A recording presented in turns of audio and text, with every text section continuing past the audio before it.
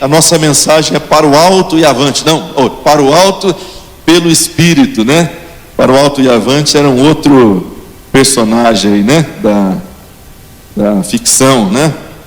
E dentro, se eu entendi bem essa proposta do pastor Israel, dessa série, né, que está fazendo, o foco é a questão relacional de hoje para frente. O foco é a questão relacional, o relacionamento com Deus, o relacionamento com a comunidade e o relacionamento com o mundo, né? São 3 dimensões relacionais que a gente tem que considerar muito. Eu considero muito importante esses 3 aspectos, porque se você parar para pensar, toda a nossa formação de identidade pessoal, toda a nossa construção de identidade e também todas as nossas ações, elas se dão no âmbito relacional. Ninguém se faz sozinho e ninguém age sozinho. Você entendeu isso? A gente não se constrói sozinho. Eu sou um pedaço de muita gente e eu não ajo sozinho. Nada do que eu faço se restringe ao próprio âmbito da minha vida exclusivamente. Então é importante a gente pensar que tudo que a gente faz, tudo que a gente é no nível relacional, com Deus, com os irmãos, com a família, com as pessoas do trabalho, com as pessoas lá fora, etc. Estava falando com o pastor Israel agora há pouco, a gente estava conversando. Se a gente fosse reduzir o cristianismo a 3 palavras somente, você pega tudo, todo o ensinamento de Jesus, todo o ensinamento dos apóstolos, todo o Novo Testamento, espreme, até sobrar 3 palavrinhas só. Quais seriam? Palavra, comunidade, espírito. Interessante, né? Palavra se refere aos ensinamentos éticos de Jesus, que regulam a nossa vida e a nossa relação com as pessoas. Também os ensinamentos dos apóstolos, né? Depois de Jesus. Comunidade se refere a esse ambiente onde a nossa fé é nutrida, onde nós somos corrigidos, confrontados, consolados, edificados, fortalecidos, etc. E o Espírito se refere à única garantia que a gente tem da redenção, da vida eterna, né? Além de ser o único poder que pode nos capacitar a viver uma vida cristã. Mas se você espremer tudo, vai sobrar palavra, comunidade e espírito.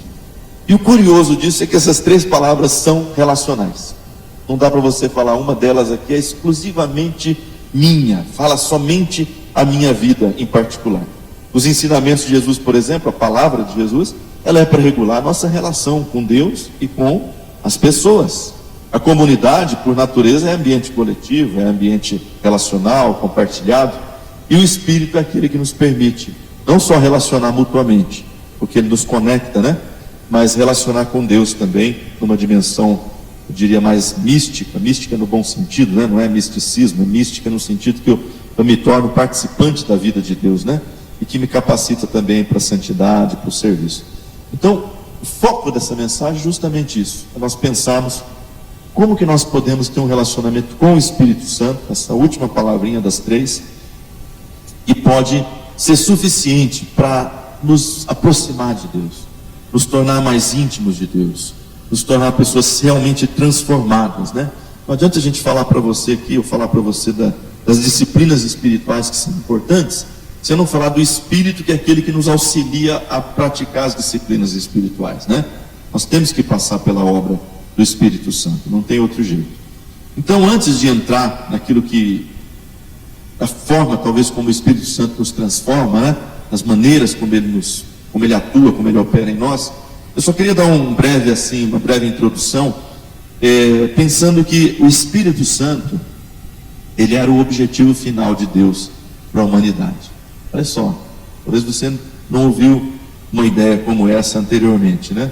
Mas o Espírito Santo era o objetivo final de Deus para a humanidade. Não estou falando do objetivo final de redenção, de transformação de todas as coisas. Estou falando daquilo que Deus queria para nós, né, como povo. Então, se você olhar Êxodo 25:8, por exemplo, vai perceber que ali já tem uma promessa, ou Deus declarando algo que ele faria, né? Ele diz o seguinte: me farão um santuário para que eu habite no meio deles. Isso aqui é uma das primeiras vezes que a gente percebe uma intenção de Deus de habitar no meio do seu povo, de estar junto com o seu povo. Posteriormente, a gente vai avançando, chega lá nos profetas, né? Especialmente no profeta Jeremias, a gente começa a perceber que aquilo que era simbólico começa a se tornar mais real. né? Aquilo que era exterior, o templo, o tabernáculo, começa a se tornar interior. Olha que interessante isso, né? E aí nós temos essa promessa que ele faz em Jeremias 31, 33, que você conhece muito bem, dizendo: mas esta é a aliança que farei com a casa de Israel depois daqueles dias, diz o Senhor. Porei a minha lei no seu interior e as escreverei no seu coração, e eu serei o seu Deus e eles serão o meu povo. Olha, é muito interessante. Eu imagino até como que Jeremias deve ter sofrido um determinado bullying religioso, porque ele vai dizer assim, né? Deus agora vai escrever a lei no coração das pessoas, e alguém vai se levantar e vai dizer: não, a lei está escrita nos rolos, a lei está muito clara, ela foi entregue nas tábuas, depois nos rolos de Moisés. E que negócio que é esse de escrever no coração, né? Mas é justamente o que Deus está tentando ensinar ao povo gradativamente. Eu vou habitar no meio de vocês, e pouco a pouco vocês vão entender que na verdade eu quero habitar dentro de vocês, no coração de vocês, de modo que eu serei a lei para vocês, né? Não uma lei externa, mas eu mesmo serei a lei. E aí, quando nós chegamos um pouco mais para frente, lendo o apóstolo Paulo na carta aos Romanos, ali em capítulo 8, versos 3 e 4, a gente começa a entender melhor essa ideia. Ele diz assim: porque aquilo que a lei fora incapaz de fazer por estar enfraquecida pela carne, Deus o fez enviando o seu próprio Filho, à semelhança de um homem pecador, como oferta pelo pecado. E assim condenou o pecado na carne, a fim de que as justas exigências da lei fossem plenamente satisfeitas em nós, que não vivemos segundo a carne, mas vivemos segundo o Espírito. O Paulo está dizendo assim: olha, a lei era perfeita, tudo que ela exige é perfeito, tudo que ela exige é bom, é santo, é agradável, mas a carne não permite que a lei se cumpra em nós. Agora nós não vivemos mais, nós cumprimos a lei, mas não por causa da carne, por causa da nossa força. Nós cumprimos a lei por causa do Espírito que habita em nós. O objetivo final de Deus, irmãos, era esse. Quando ele começa instruindo o povo sobre o tabernáculo, sobre o templo, sobre o simbolismo, sobre objetos, sobre a arca da aliança, sobre tudo aquilo, o único objetivo de Deus é que chegasse um momento em que nós pudéssemos de fato ter ele habitando dentro de nós, né? Então, se há uma maneira de você agradar a Deus, de viver uma vida santa, é unicamente através da vida de Deus na sua vida, não tem outro jeito. Aí está o grande erro das religiões, é tentar agradar a divindade, mas sem experimentar a divindade dentro de si, sem ter a divindade habitando dentro de si. Paulo diz: não mais eu que vivo, mas quem que vive em mim? Cristo. É a vida de Cristo que faz isso, não é outra coisa. Então esse era o objetivo final de Deus, é estar vivendo conosco, vivendo em nós. Então, a partir dessa ideia, eu quero explorar 3 temas que nos mostram como que o Espírito Santo promove transformações em nós, como que ele, habitando em nós, age em nós, para que nós sejamos transformados e possamos ter mais comunhão com o Pai e uma vida realmente que agrada a Deus. Primeira ideia é que o Espírito Santo transforma quem anda com ele. Diga: anda. O Espírito Santo transforma quem anda com ele. O apóstolo Paulo diz lá em Gálatas 5,16: digo, porém, andai no Espírito, e jamais satisfareis aos desejos maus da natureza humana. Eu gosto muito desse versículo, dessa ideia de Paulo, porque ela expressa uma realidade de vitória que a gente talvez não esteja acostumado a experimentar ou a ver acontecendo por aí, né? E o termo que talvez mais incomoda nesse versículo, quando a gente lê, é a palavrinha jamais. Andai no Espírito e jamais satisfareis aos desejos maus da natureza humana. Essa palavrinha incomoda, irmão, porque jamais é um negócio que dá a ideia assim de que não vai acontecer, não é? Mas a palavra mais importante aqui não é jamais, a palavra mais importante aqui é andai. Ela é a chave da interpretação desse texto. Tem muito a dizer sobre o modo como nós nos relacionamos com o Espírito Santo. O termo que o Paulo usou aqui para andai é peripatel. Peripatel. Peri significa ao lado, junto. E patel, patos, significa caminho, né? Patos com TH, caminho. Então é junto ao caminho, é colado ao caminho, correto? É interessante que os filósofos antigos, eles tinham discípulos também, né? E as pessoas passavam a chamar esses discípulos de peripatéticos. Até para nós parece um xingamento, né? Patético, né? Mas não tem nada a ver. Peripatéticos são aqueles que andam junto do filósofo, aqueles que caminham junto do filósofo, aqueles que estão ao lado dele o tempo todo, porque eles o seguiam por todos os lugares, dia e noite, né? Até às vezes estavam na casa do próprio filósofo, habitando com ele. Então assim nós entendemos o que o Paulo está sugerindo aqui quando ele diz andai no Espírito. Ele está sugerindo que a gente tem que colar no Espírito. A gente tem que estar junto com o Espírito o tempo todo. A gente tem que estar caminhando com ele ao nosso lado o tempo todo. A segunda ideia que essa palavrinha nos dá, nos ilustra, né? É que essa experiência não é assim, hoje, daqui 3 meses, daqui 1 ano, ela não é ocasional, ela é contínua. Por que essa ideia aparece aqui? Porque o Paulo está dizendo assim, andai no Espírito e jamais. Se você anda, a consequência é esta. Então tem que ser contínuo, porque quando você tem causa e efeito, você tem relação de continuidade. Então você anda no Espírito e jamais satisfaz. Então tem que andar continuamente. E se você interrompe, alguma coisa vai acontecer aqui diferente. Correto? Então essa ideia de que está condicionado a um andar contínuo no Espírito. É uma coisa para todos os dias, é uma coisa para o tempo todo, é uma coisa para toda semana, para todo ano, para todo mês, para todas as ocasiões, né? Porque a primeira música que nós cantamos aqui é muito interessante, né? Ela diz assim, todo dia o pecado vem, todo dia vem as tentações. A carne não dá tempo, irmãos. A carne está aí o tempo todo. E o diabo está aí o tempo todo. Então a chave é a continuidade com o Espírito, não tem outro jeito. Não tem jeito de eu pensar assim, hoje eu fui lá e tive uma experiência maravilhosa com o Espírito Santo. Daqui 3 meses eu volto. Né? Não é assim que funciona. O andar no Espírito é sentido de continuidade. E a terceira ideia que está implícita aqui é que deve ser uma escolha.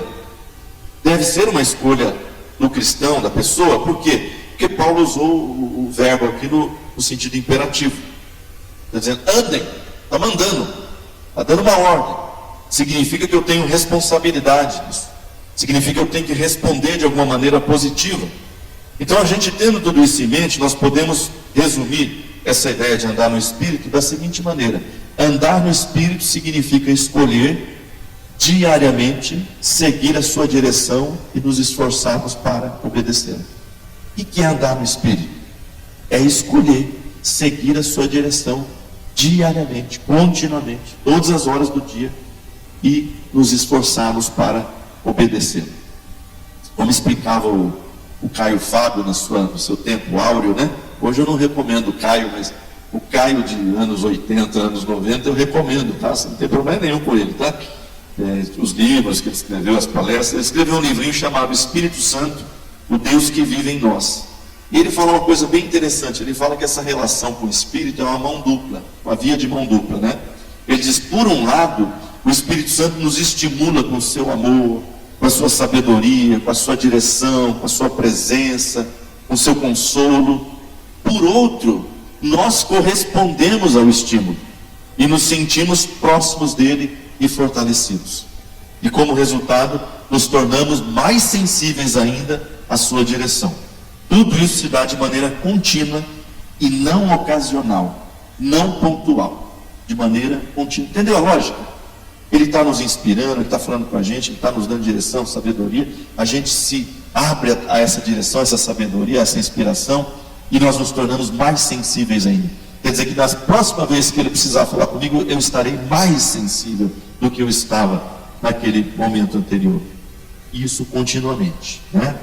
Eu gosto de usar a ilustração do fogo e da lei da aerodinâmica para a gente exemplificar isso, porque o fogo é assim. Quanto mais lenha você coloca no fogo, mais ele se alimenta, né? Mais ele se torna forte, vigoroso, né? A lei da aerodinâmica é a mesma coisa. Um avião, quanto mais velocidade ele pega, menos efeito a lei da gravidade tem sobre ele. Não é interessante isso, irmãos? Mas à medida que ele diminui, o que acontece? A lei da gravidade o puxa para baixo.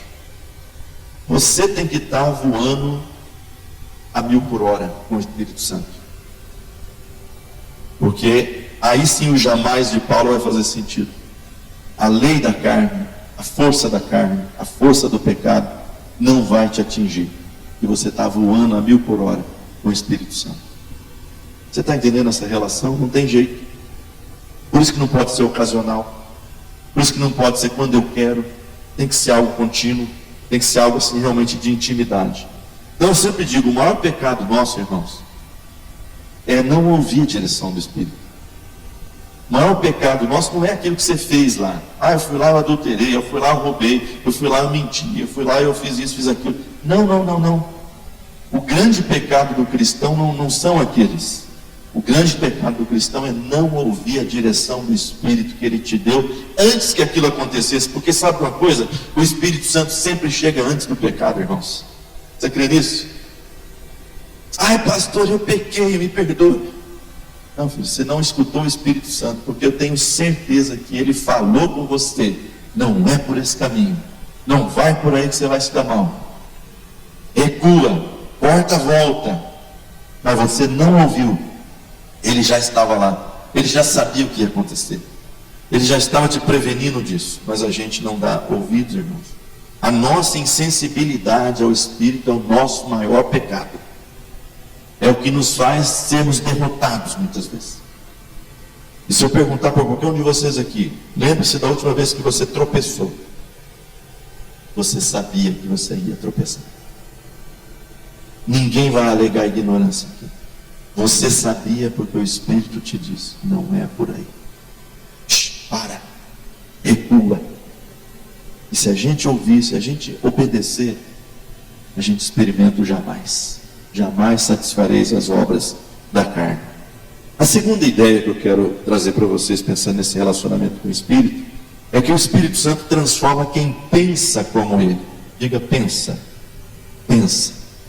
Paulo vai dizer em 1 Coríntios 2,16, mas nós temos a mente de Cristo. Nós temos a mente de Cristo. Tem um ditado que diz que você é aquilo que você come. Muito em alta aí, né, do pessoal de Instagram, que gosta de cuidar da saúde, né, dos nutricionistas. Você é o que você come. Eu não sei se esse ditado é verdadeiro, pode ser que seja, né, mas tem um ditado que eu sei que é verdadeiro, é o seguinte: você é o que você pensa. Você é aquilo que você coloca na sua cabeça, porque a tua disposição mental, ela determina o que você faz, ela determina a nossa forma de agir, ela determina a nossa maneira de ser. E é por isso que o Paulo vai insistir, não só em um lugar, mas em vários, de que a gente tem que renovar a nossa maneira de pensar, renovar a nossa mente. Talvez o texto mais conhecido seja Romanos 12:2, quando ele diz assim: não se amoldem ao padrão deste mundo, mas transformem-se pela renovação da sua mente, para que sejam capazes de experimentar e comprovar a boa, agradável e perfeita vontade de Deus. Mas em outros lugares ele vai falar também dessa necessidade de pensarmos nas coisas do alto, de renovarmos a maneira de pensar e etc. Então, irmãos, essa mente do Espírito, mente de Cristo, mente do Espírito, a gente não está fazendo divisão aqui, né? Ela não nasce com a gente, não é inata, né? Ela é implantada na gente. Ela é um negócio que nós recebemos. E ela também não é uma experiência instantânea. Tipo assim, vamos fazer o download aqui da mente de Cristo, né? Baixou. Agora você está com a mente de Cristo. Plena, poderosa, né? Última versão. Não é assim que funciona. Ela é implantada inicialmente quando nós nascemos de novo. Na experiência da nossa conversão. Nós recebemos o Espírito, recebemos a mente de Cristo. Agora, essa mente precisa se desenvolver. Ela precisa se desenvolver. Na verdade, assim, é mais a gente receber mais de Deus do que desenvolver, né? É mais a gente começar a afinar a nossa maneira de pensar com a dele do que desenvolver. Mas como é que isso acontece? Aí sim. Aí acontece através das disciplinas espirituais, da oração incessante, oração na intimidade com Deus, né? Do estudo meticuloso da sua palavra, da comunhão cristã, né? Dessa alegria, desse gozo que nós temos de estar com os irmãos, das experiências que Ele nos proporciona, porque eu falo, tem que ser uma vida contínua, é um feijão com arroz, né? Vamos dizer assim, um feijão com arroz. Mas não tem um dia que tem um churrasco? Hoje é domingo, né? Como diz o pastor Carlos, vai comer aquele frangão com batatonese, né? Aquela macarronada. É um dia atípico, né? Então, de repente você vai fazer um churrasquinho, vai assar uma carne, vai assar um peixe e tal. Então tem sim os momentos diferenciados. Com o Espírito Santo também tem, a gente anda com ele ali no feijão com arroz, vamos dizer assim, que não é simples, né? Que não é banal, mas tem momentos que ele te dá uma experiência assim mais forte, ele te proporciona uma experiência assim marcante, porque ele julgou necessário que aquilo era importante para a sua trajetória, para a sua caminhada. Quantos de nós aqui não tem uma experiência dessa para relatar? Um momento de oração, um milagre, uma revelação, uma visão, um sonho, algo que Deus fez.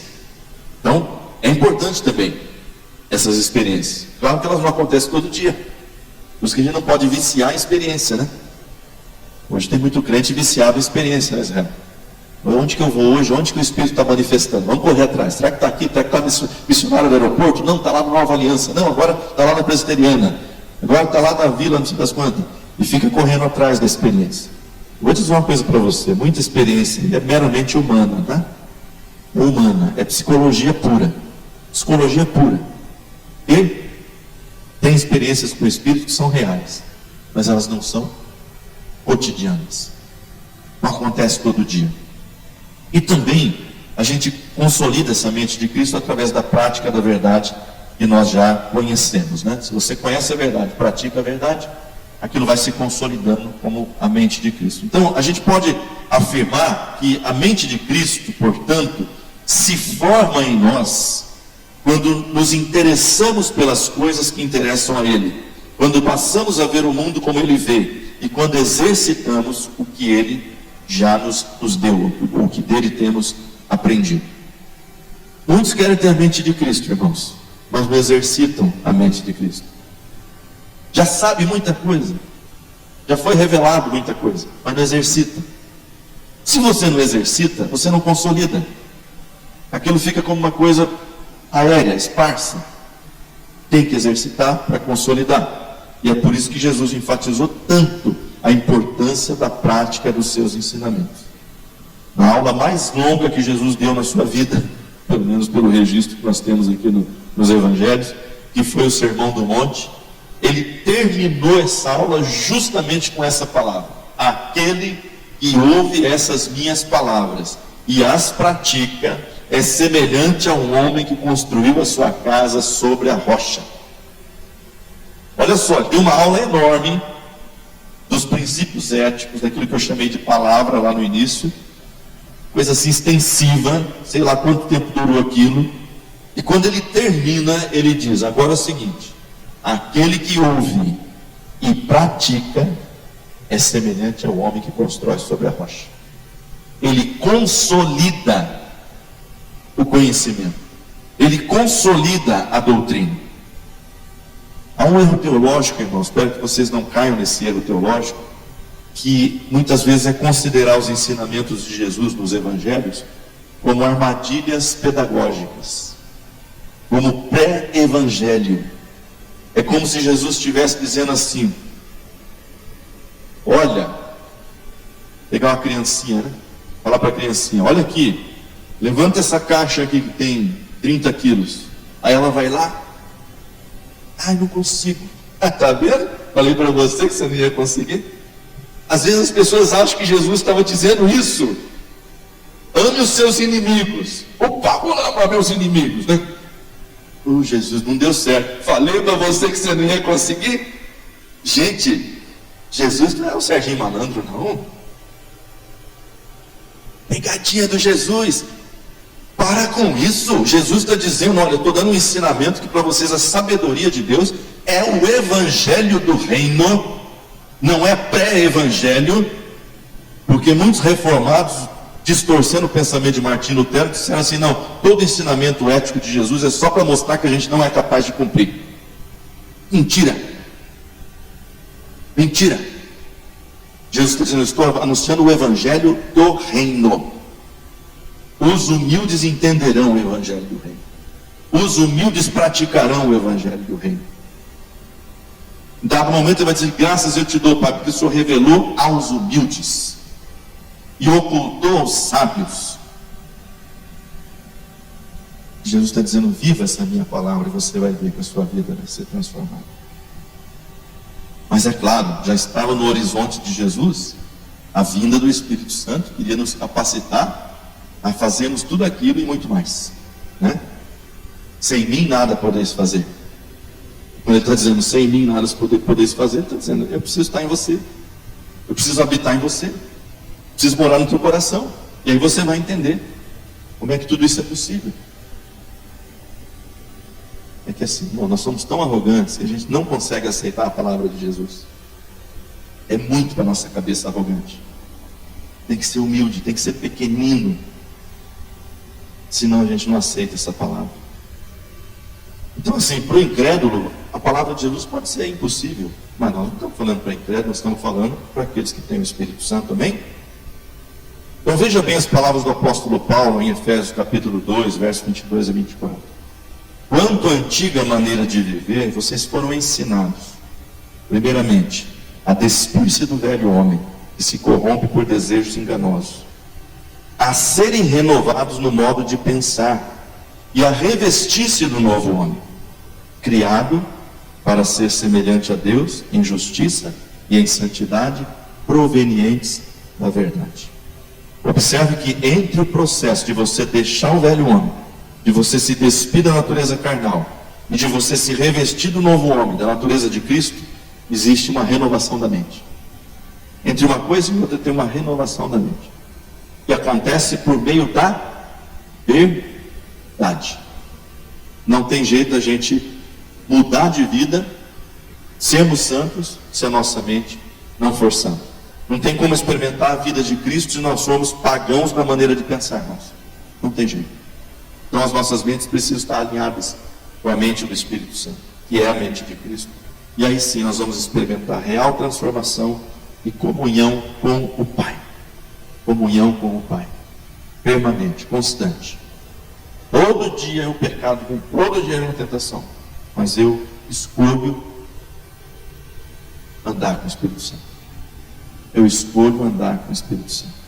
E por fim, a terceira ideia é que o Espírito Santo transforma quem sente como Ele. Diga: sente. Sente. Romanos 5,5: ora, a esperança não nos decepciona, porque o amor de Deus é derramado em nosso coração pelo Espírito Santo que nos foi dado. O amor de Deus é derramado em nosso coração pelo Espírito Santo que nos foi dado. A única coisa que o Espírito Santo quer produzir em nós, ou talvez a maior delas, se resume nessa palavrinha: amor.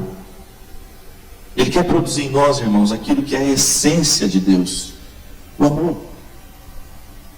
Ele quer reproduzir em nós, né? Porque está nele, ele vem habitar o nosso coração, agora ele quer reproduzir aquilo na nossa natureza humana. Então amor o John Wesley dizia isso, né? Que amor é a única coisa na qual podemos alcançar a perfeição nesse mundo. Olha que interessante. Você não pode ser perfeito em nada, não tem jeito. A nossa natureza, ela não permite a perfeição, né? Mas ele está dizendo: no amor você pode ser perfeito. Olha que lindo. No amor você pode ser perfeito. Aquele amor abnegado, voluntarioso, que não pensa em si, que pensa no outro, que pensa no próximo. Porque o amor é um poder muito grande, gente. E alguém disse que o amor é o único poder no mundo que não tem o risco, não corre o risco de cair nas mãos erradas. Qualquer poder nesse mundo corre o risco de cair nas mãos erradas, né? Uma bomba atômica, poder econômico, poder político. O amor não tem esse problema, né? Ele nunca vai cair nas mãos erradas. E onde ele estiver atuando, aquela pessoa está no caminho certo, aquela pessoa está no rumo certo, né? Então a pessoa que ama com esse amor de Deus, ela não vive pecando. Ela produz os frutos do Espírito, né? Os frutos para o reino. Ela expressa o caráter de Cristo por onde quer que ela vá. Interessante que o Paulo nos diz que o amor é aquele princípio divino que nos leva a cumprir tudo. Fantástico aqui, né? O amor é aquele princípio divino que nos leva a cumprir todas as exigências de Deus. Olha só Romanos 13, 9 a 10. Pois estes mandamentos: não adulterarás, não matarás, não furtarás, não cobiçarás, e qualquer outro mandamento, todos se resumem nesse preceito.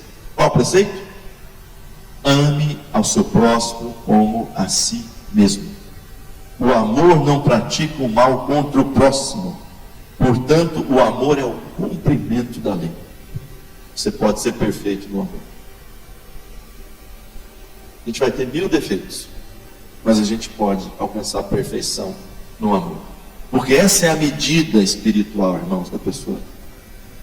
Essa é a medida da estatura de Cristo na pessoa.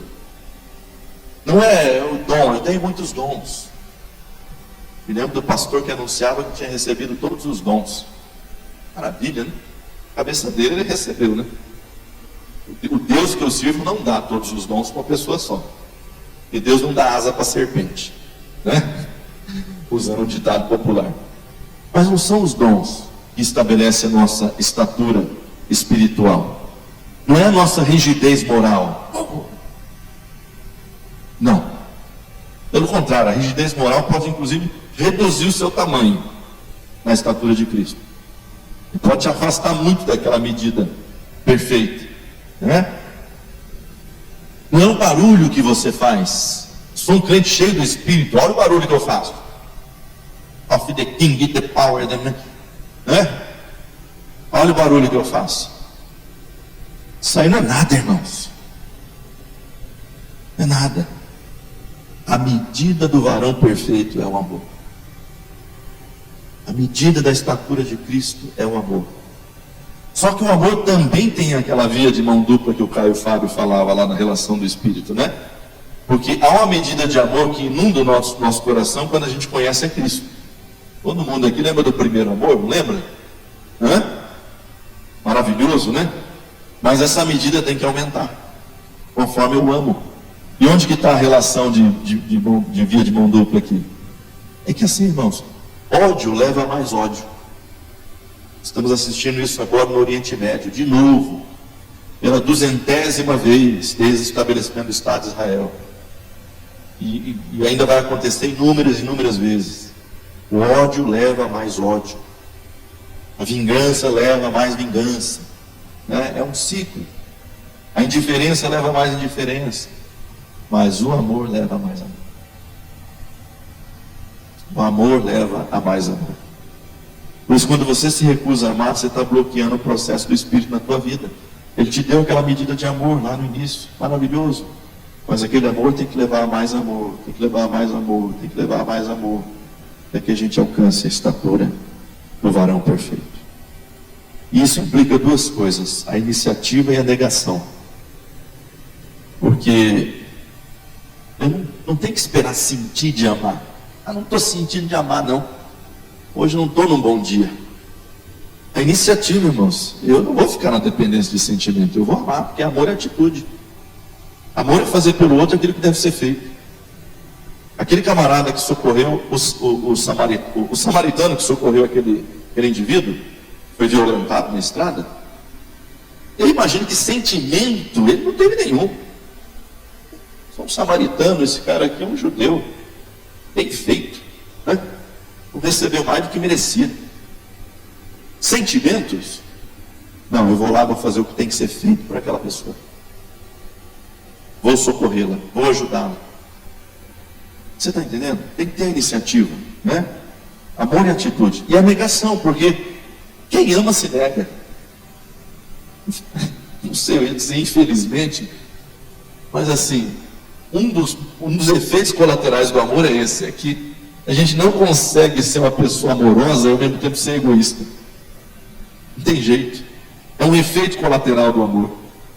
Implica uma negação. Quem ama sofre. Por que sofre? Porque está se negando. Porque perde muitas vezes. Quando você escolhe amar, você não está de olho nos seus próprios benefícios. Você está de olho no bem do outro. Você sacrifica tempo, você sacrifica bens, você sacrifica conforto, você sacrifica a tua própria vontade pelo bem do outro. Você está entendendo? Então é assim, a proposta é grandiosa, né? A proposta de Jesus é grandiosa. E a gente só consegue realmente porque Ele habita em nós, porque senão não teria jeito. O resultado de um amor que toma iniciativa, que sacrifica, não é só mais amor, sabe o que é? É você ter mais comunhão com o Pai. É você se parecer mais com Ele. É você se parecer mais com a fonte do amor. E você começa a refletir como que num espelho aquilo que Ele é. Coisa linda, irmãos. Que coisa linda que é a vida de Cristo em nós pelo Espírito Santo, através de nós sentirmos como Ele sente, andarmos com Ele, termos a mente, pensarmos como Ele pensa. Isso é maravilhoso. Isso é a chave de toda a vida frutífera, toda a vida plena. É isso.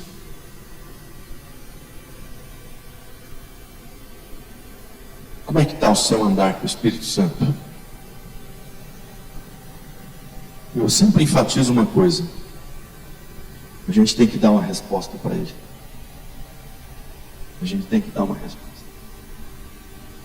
Ele está falando, está orientando, Ele está dizendo: eu quero estar com você, vamos junto. E eu tenho que dar uma resposta, irmãos. Essa resposta é dura, sabe por quê? Você tem que se arrepender muitas vezes. Você tem que abandonar caminhos.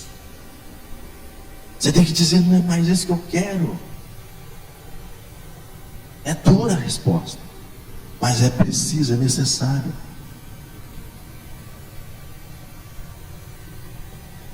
Como é que você está? Como é que está a tua caminhada com o Espírito?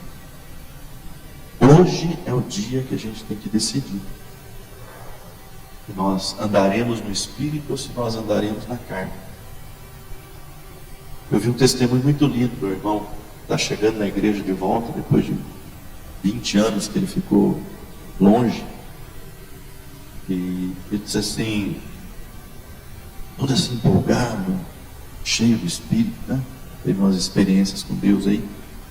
Ele disse assim: eu me lembro, Vanderlei, quando eu tinha um vício muito grande em pornografia, e aquilo não tinha como romper aquele ciclo.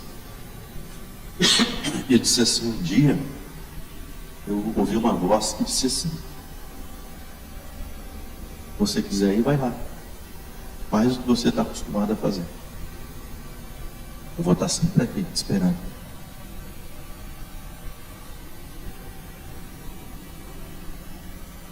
Amor. Mas ele disse: mas se você não quiser ir, hoje a gente quebra isso. Que lindo.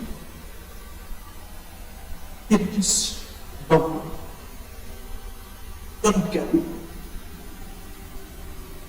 Ele disse: faz 15 anos, na verdade, eu não tenho esse problema. Porque o Espírito me disse: se você quiser ir, você vai. Mas se você não quiser ir, hoje nós acabamos com isso. Eu lembro do Ismar Cordeiro, membro da nossa igreja. Fumava inveteradamente. Um dia eu ouvi uma mensagem que disse: você tem que decidir. Ou você vai seguir por esse caminho ou por aquele. E ele, refletindo naquela mensagem, ele disse: era meia-noite, era 11h59. Eu falei: eu sei, porque eu olhei no videocassete, que tinha aquele videocassete antigamente com relógio, né? Com um marcadorzinho. Ele disse: era 11h59. Ele falou: eu decido pelo Espírito. E ele disse: faz 30 anos que o cigarro não vai na minha boca. Irmãos, hoje é o dia de decidir que caminho você vai seguir. Vamos orar. Fiquem em pé, irmão, fiquem em pé, todos levantem-se. Muito obrigado, pastor Vanderlei, mais uma vez. Irmãos, a gente vai cantar essa música, mas eu queria que você prestasse atenção nisso. Lembra que eu disse que nós oramos ao Senhor, pedimos direção de Deus, e está dizendo assim, nosso jeito de ser. Essa é a série desse mês. Nosso jeito de ser está dizendo, e hoje o que o pastor está pregando para nós, ensinando assim, nosso jeito de ser, a primeira coisa, o primeiro relacionamento é com Deus. No nosso jeito de ser, no seu jeito de viver, a vida cristã é a sua sede, é o seu olhar para o alto, é a sua fome de Deus, é a sua busca de Deus. Amém? Nós estamos clamando ao Espírito de Deus, despertamento. E o despertar dele nesse nosso jeito de ser que ele tem ensinado a gente é: põe sede e fome no nosso coração por ti, Jesus. Que nada mais satisfaça o nosso coração a não ser a sua presença. Amém? É isso. E o nosso jeito de ser é assim que ele nos chamou. É o primeiro relacionamento. A gente tem mais dois que abrange toda a nossa vida. Mas ele está chamando você e eu, a cada um de nós, a nos aproximarmos dele. Diz: quem vem na minha direção, eu vou na direção sua. Amém?